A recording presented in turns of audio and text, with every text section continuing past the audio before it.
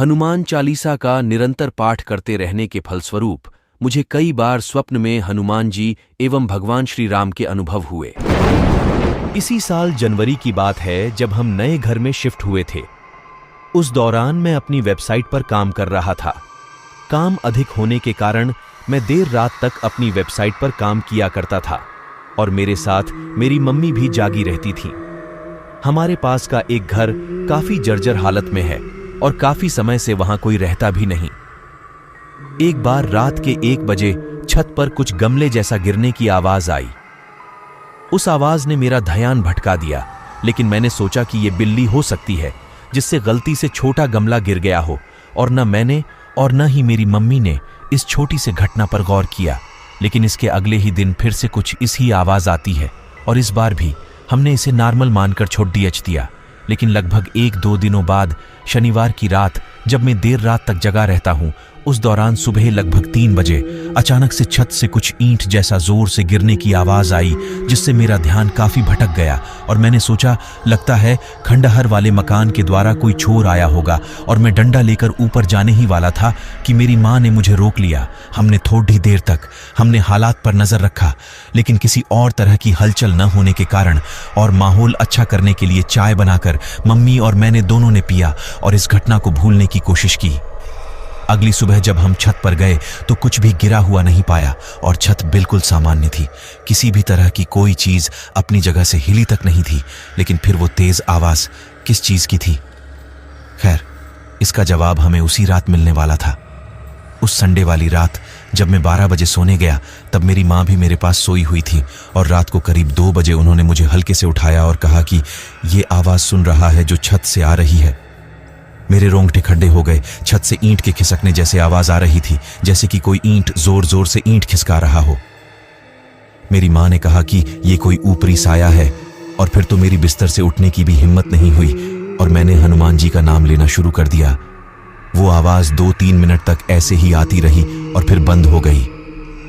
अगले दिन मैंने इस पूरी घटना को रिकैप किया और सोचा कि अगर बहन को बताया, जो कि मुंबई में रहती है, तो वो बेवजह टेंशन लेगी और पढ़ाई सफर होगी। क्योंकि मैं बचपन में हनुमान उपासक रह चुका हूं, तो छोटे मोटे उपाय मुझे भी मालूम है। मेरी जानकारी के हिसाब से कपूर से घर की नेगेटिव ऊर्जा समाप्त होती है और मैंने अपने अनुभव के द्वारा एक उपाय बनाया जो कि निम्न प्रकार से है।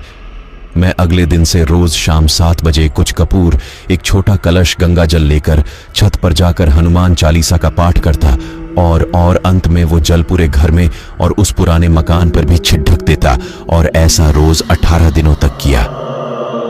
जब से पाठ शुरू किया तब से अभी तक किसी भी तरह की अजीब घटना फिर मेरे साथ नहीं घटी और न ही रात को डर लगा।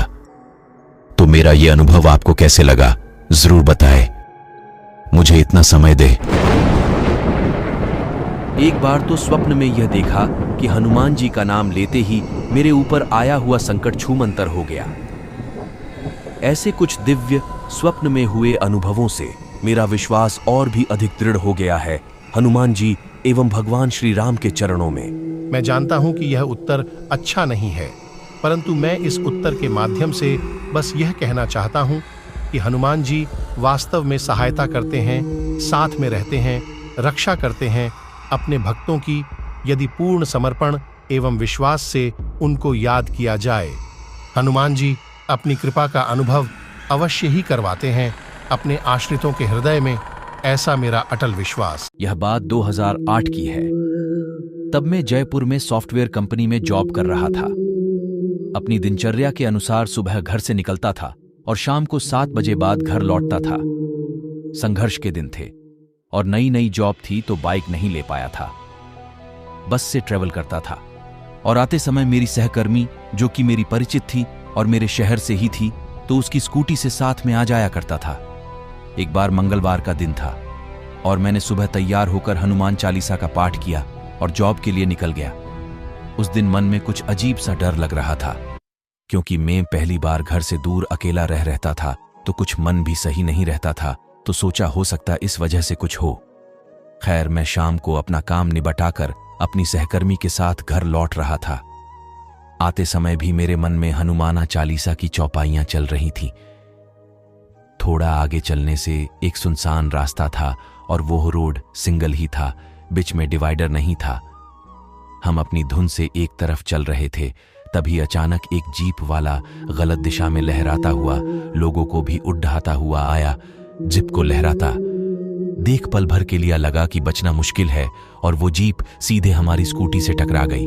ये कदुन जीप हमसे टकराकर फुटपाथ पर कच्चा रह गई। हम सड़क पर गिरे हुए थे। जैसे ही मेरी नजर जीप पर गई, एक व्यक्ति जीप के आगे गिरा पड़ा था। जीप वाले ने लोगों को इकट्ठा होते देख उस गिरे हुए व्यक्ति पर से जीप चढ़ाकर आगे निकाल ली और भाग गया। मैंने उठकर अपनी सहकर्मी को संभाला। हेलमेट की वजह से उसे चोट तो नहीं लगी, पर उसका सर चकरा गया। मैंने खुद को देखा तो एक छोटी सी खरोंच थी मेरी कोहनी पर, जो गिरने की वजह से लगी। हाँ, हमारी गाड़ी का नुकसान हुआ, लेकिन हम आश्चर्यजनक रूप से बच गए। कभी कभी सोचता हूं कि जैसे वह जीप उस व्यक्ति पर चढ़ाच गई, वैसे हम पर भी चढ़ाच सकती थी। उस दिन मैंने हाथ जोड़कर हनुमान जी को धन्यवाद दिया। ऐसा लगा कोई अदृश्य शक्ति थी जिसने हमें बचा लिया, और यह शक्ति हनुमान चालीसा की ही थी। उस दिन से मेरा विश्वास और ज्यादा हो गया। वैसे हनुमान चालीसा में 10 साल की उम्र से पढ़ रहा हूं और हमेशा पढ़ता हूं। इससे जो ऊर्जा और शांति मन को मिलती है, उसका वर्णन नहीं किया जा सकता। मेरी बेटी जो अभी 8 साल की है, वो भी हनुमान चालीसा पढ़ती है। जब कभी भी जीवन में कोई संकट या परेशानी होती है, तो अपने इष्ट हनुमान जी को याद करता हूं, उनसे ही विनती कर लेता हूं, और संकट दूर भी हो जाते हैं। संकट से हनुमान छुड़ाइए, मन क्रम वचन ध्यान जो लाए। अपुष्ट बहुत कुछ है, किंतु वो दृष्टि अथवा साइज के दृष्टिकोण से साबित नहीं किया जा सकता। मेरे साथ की एक घटना है। नई स्कूटर से भांजी की शादी में बहुत बुरा एक्सीडेंट हुआ। 20 फुट स्कूटर घसीटती गई। इलाहाबाद सिविल लाइंस में देर रात चालक बालक को कम चोट लगी, मुझे हाथ में बहुत ज्यादा। सब शादी विवाह में व्यस्त थे। भयंकर सर्दी। किसी ने राय दी, हलवाई की भट्टी के पास जाओ, शायद दर्द कम हो जाए। मैं गया, पर दर्द बहुत था। मैं मन में ध्यान कर रहा था, शायद हड्डी टूटी है बाबा, बहुत दर्द है। तब तक पूड़ी तल रहा बूढ़ा हलवाई बोला, लड़के इधर आ। मैं गया, हलवाई ने कढ़ाई हटाई। मैं समझा कहेगा सिकाई कर, लेकिन उसने जलती भट्टी में से हाथ डालकर राख निकाली। बोला, बता दर्द कहां है, और बस कुछ पढ़कर वहां लगा दी। अब दर्द कहां था पता नहीं, पर 3 बज गए थे। रात के मैं एक कमरे में सो गया। जाकर सुबह उठा तो मैंने सोचा उस हलवाई का शुक्रिया कर दूं, वो मुझे पहचाना ही नहीं ना। अन्य कोई बोला, जो मैं कह रहा हूं सच है। मैं घोर आश्चर्य में था। दूसरे दिन हाथ में सूजन थी, दर्द नहीं था। कानपुर आकर दिखाया। डॉक्टर ने कहा, कोई हड्डी नहीं टूटी है, अंदरूनी खाल फट गई है, ये दवा लो, सिकाई करो। मैंने कहा, दर्द नहीं है। वो आश्चर्य में था। बोला, ये ट्यूब सिकाई करके लगा लो, 4 दिन में सब सूजन खत्म। मैं मानता हूं वो सहायक रामदूत ही थे शायद।